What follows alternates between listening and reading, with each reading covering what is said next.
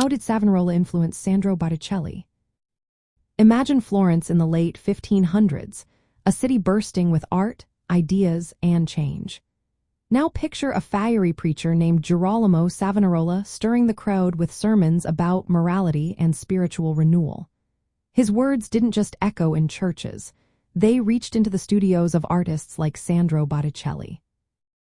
Before Savonarola's rise, Botticelli was famous for paintings like Primavera and The Birth of Venus, which celebrated classical myths and human beauty.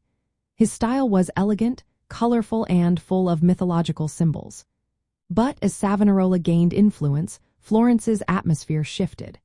The preacher condemned vanity, excess, and secular art, urging people to focus on spiritual matters. Botticelli responded to this new mood by changing his artwork. His later paintings became simpler, darker, and more serious. Instead of mythological scenes, he painted religious themes that reflected the moral and apocalyptic tone Savonarola promoted. His paintings showed suffering, repentance, and divine judgment. This was a big change from his earlier works that celebrated beauty and humanism.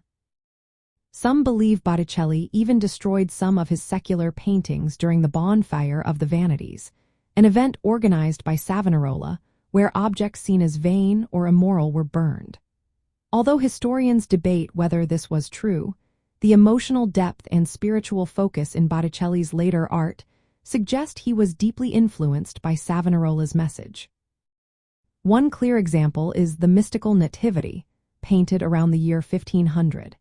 It contains symbols of the apocalypse and reflects Florence's turbulent spiritual climate under Savonarola's preaching.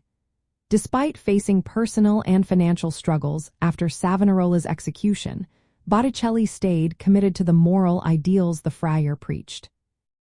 Looking at this from the broader view of Southwest Europe, especially Florence, it shows how religious movements could shape art and culture. Botticelli's shift reveals how powerful ideas like morality and spiritual renewal could influence artists and the heritage of the region. This story highlights the complex relationship between art, religion, and politics during the Renaissance, especially in a city like Florence that was a hub of creativity and faith.